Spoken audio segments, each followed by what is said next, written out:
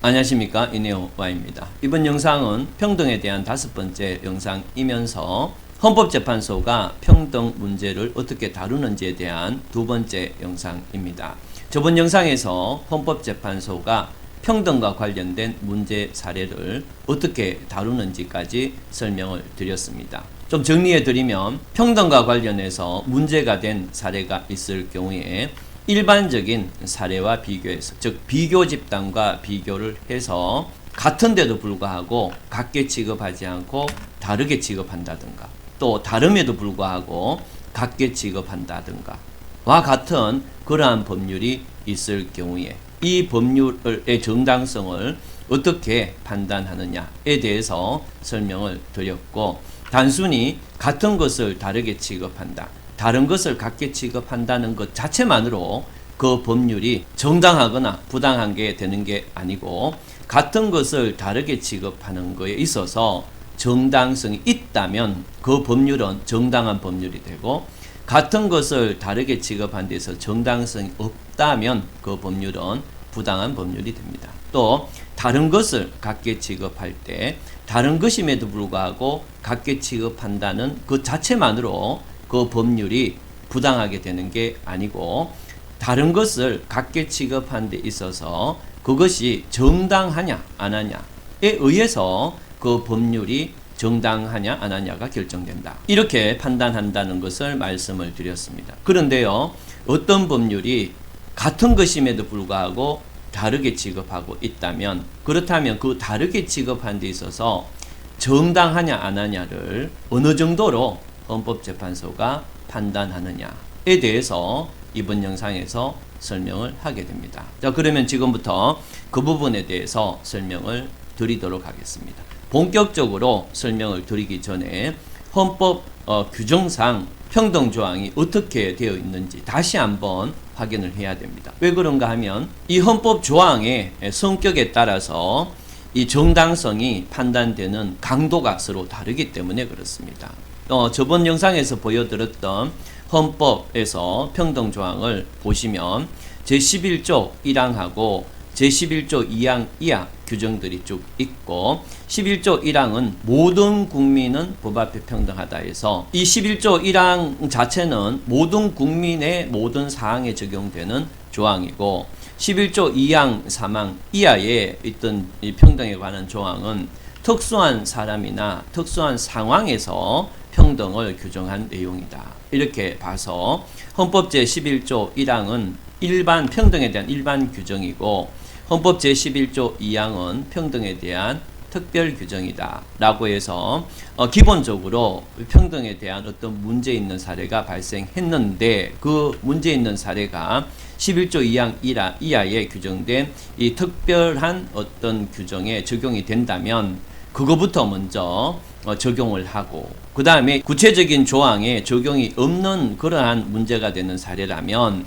그러면 제11조 1항을 적용시킨다, 이렇게 말씀을 드려서 제11조 1항은 일반 조항이고 제11조 2항 이하는 특별 조항으로서 그렇기 때문에 적용 순서는 제11조 2항 이하부터 먼저 적용을 하고, 거기 적용이 되지 않는 상황일 경우에는 11조 1항을 적용한다, 이렇게 순서만 일단은 어떻게 다른지 설명을 드렸습니다. 그런데요, 아까 말씀드렸던 것처럼 같은 것을 다르게 이렇게 정하고 있는 그러한 법률을 어떻게 정당성을 판단할 것인가 에서 이 제11조 1항인 일반 규정의 심사 강도하고 제11조 2항 이하의 심사 강도, 정당성의 심사 강도가 서로 달라요. 지금부터 그걸 설명을 드리겠습니다. 제11조 1항의 이 일반 규정, 모든 국민은 법 앞에 평등하다는 이 일반 규정은 어떤 식으로 정당성을 판단하느냐, 완화된 강도로 이것을 판단합니다.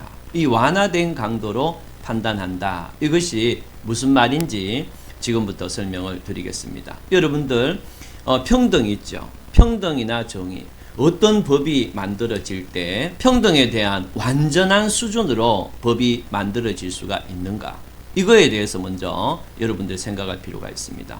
어떤 법이 만들어질 때 더 이상 의문의 여지가 없이 완벽한 수준의 평등, 완벽한 수준의 정의라는 법이 만들어질 수나 있는지 그거부터 먼저 생각을 해야 됩니다. 우리는 수천 년 역사상 예수나 부처가 나타나서 아무리 어떤 것이 평등이다 라고 떠들어도 그 예수나 부처조차도 구체적인 기준을 제시한 사람은 없어요. 그만큼 모든 상황에서 최적의 평등의 수준과 최적의 정의로운 수준을 결정하는 것은 인간의 입장에서는 사실은 불가능에 가깝습니다. 수천 년간 수많은 사람들이 그 얘기를 했어도 지금 당장의 어떤 사례에서 가장 평등하고 정의로운 게 뭐냐라고 했을 때는 사람들마다 그 기준은 전부 다를 수밖에 없게 되는 겁니다. 그래서 기본적으로 입법자는 완벽한 평등이나 정의로운 법을 만들기는 어려운 거예요. 그렇기 때문에 헌법재판소도 어떤 국회가 만든 어떤 법률을 판단할 때는 그 법률이 가장 완벽한 수준의 평등에 이루어졌는가, 가장 완벽한 수준의 정의에 이루어졌는가는 판단하기가 불가능하다는 뜻입니다. 그렇기 때문에 이 제11조 1항의 일반 조항을 기준으로 어떤 법률의 정당성, 평등과 관련된 정당성 여부를 판단할 때는 헌법재판소는 그 법률이 그 어떤 사항에 해당하는 그러한 내용으로서 이 완벽한 평등, 최상의 정의로운 수준에 도달했는가는 헌법재판소가 판단하지 않는다는 거예요. 또 판단할 수는 없다는 겁니다. 그러면은 헌법재판소는 어떻게 이 법률의 정당성을 판단하는가 하면은 최상의 평등의 정도,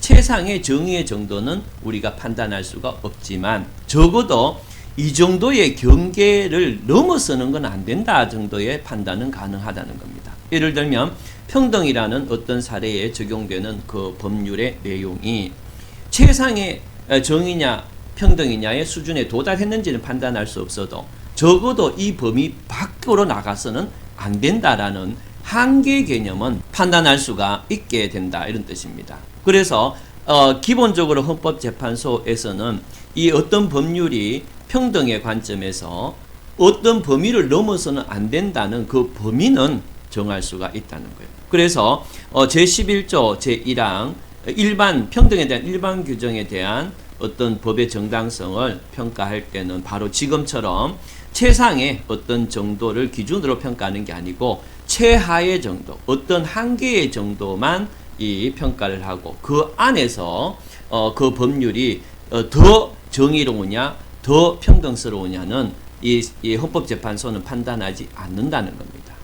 그래서 어떤 법률이 그 한계를 넘어서서는 이 헌법적인 위헌이 되고 그래서 무효가 된다든지 일정한 판단을 한다든지 라는 것은 가능하지만 그 법률이 그 한계 내에 있게 된다면 더 이상의 헌법재판소가 판단은 불가능하다고 보는 게 바로 제11조 1항의 일반 조항이 문제가 됐을 때 헌법재판소가 판단하는 기준이 되는데요. 이것을 뭐라고 하는가 하면은 자의금지의 원칙이라고 하고 완화된 강도의 평가라고 합니다. 그래서 제11조 1항에서 헌법재판소는 평등, 어떤 법률의 평등 여부를 결정할 때, 정당성 여부를 결정할 때는 완화된 정도, 또 자의금지의 원칙이라는 수준에서 법률의 정당성을 평가하고 그 안에 들기만 하면 그 법률은 평등 관점에서 정당하다 이렇게 보는 거죠. 그런데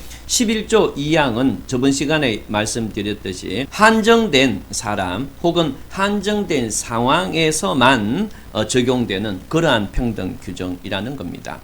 그래서 헌법이 제11조 1항처럼 모든 사람에게 적용되는 그러한 일반적인 어떤 평등 기준을 적어놓은 게 아니고 11조 2항부터는 구체적 상황에서 구체적인 사람에게 적용되는 그러한 평등의 어떤 내용이기 때문에 법률의 정당성이 문제가 될 때는 이럴 경우에는 좀 더 그러니까 11조 1항의 일반 규정의 어떤 평가 기준보다 좀 더 강화된 형태의 그런 개념의 판단이 필요하다 이렇게 보는 겁니다. 물론 이 11조 2항에 어떤 적용되는 그러한 법률의 정당성을 판단할 때 조금 더 강화된 형태로 판단한다고 하더라도 아까 말씀드렸던 것처럼 그 법률이 우리가 더 이상 어떻게 할 수 없을 정도로 완벽했느냐, 이런 거는 판단이 안 되고, 기본적으로 11조 1항의 자의판단, 완화대 판단의 기준보다 하나의 기준을 더 적용시켜서 조금 더 강화시켜서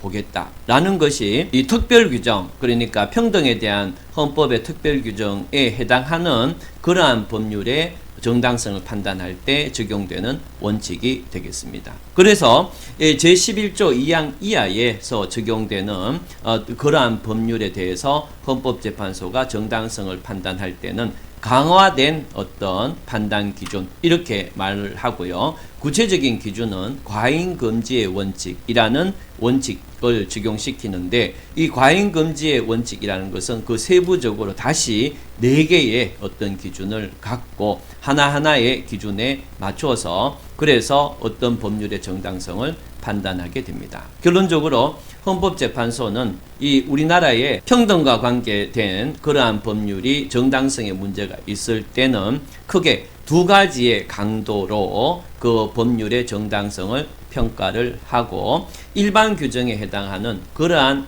어떤 법률의 정당성이 문제가 될 때는 완화된 개념, 즉 한계의 개념을 정하고 그 개념에서 벗어나는 것만을 평가해서 벗어난다면 부당한 법률이 되는 거고, 그런데 헌법에 이렇게 일반 규정이 아니고 특별한 사람, 특별한 상황에 적용되는 그러한 평등 규정에 문제가 되는 그러한 법률의 정당성을 따질 때는 좀 더 이 완화된 것보다 좀 더 엄격한 어떤 기준을 헌법재판소 스스로 정하고 그러한 기준에 의해서 좀 더 엄격하게 그 법률의 정당성을 다루게 된다. 자, 여기까지가 헌법재판소가 평등을 어떻게 다루느냐에 대한 내용이 되겠습니다.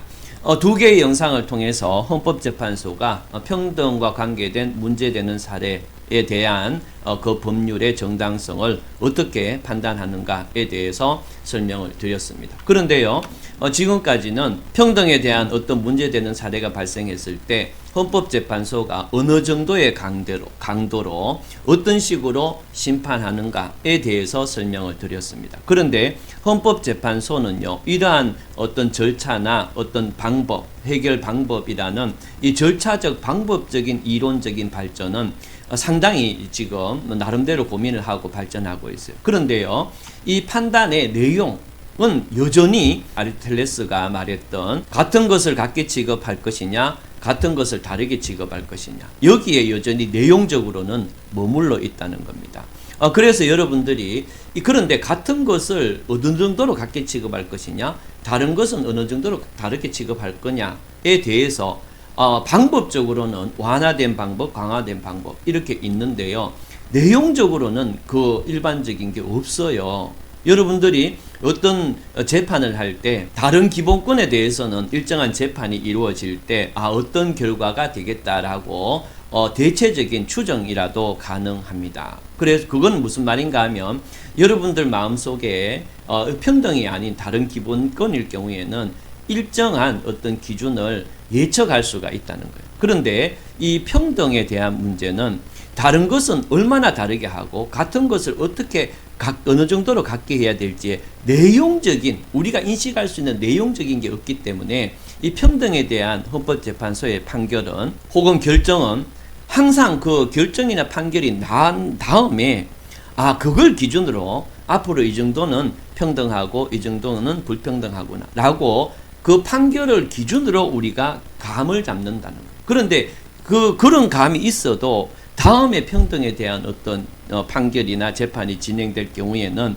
여전히 그 판결이 나봐야 우리가 알 수 있는 그런 어떤 상황에서 평등에 대한 판결이 이루어진다, 이런 뜻입니다. 결론적으로 말씀드리면 이 헌법재판소가 강화되고 또 완화되고 하는 정도의 어떤 판단은 그런 이론은 발전돼 가지만 이 평등을 판단한 내용적 기준은 여전히 수천 년 전의 기준으로 하기 때문에, 그렇기 때문에 이 판단은 그때그때마다 판결이 달라지고 어떻게 보면은 임시 방편적인 판결이 계속 나오고 있는 그런 상황이라는 거죠. 그렇다면 이 내용적인 기준은 여전히 아리스토텔레스가 말했던 그 기준을 계속 따라야 하는가? 헌법재판소는 왜 평등을 판단할 때 수천 년 전에 아리스토텔레스의 어떤 기준을 벗어날 수 없는가? 그러면은 그것과 다르게 현대 사회에서 이 평등 기준으로 제시되는 내용적 기준은 없는가에 대해서 다음 영상에서 설명을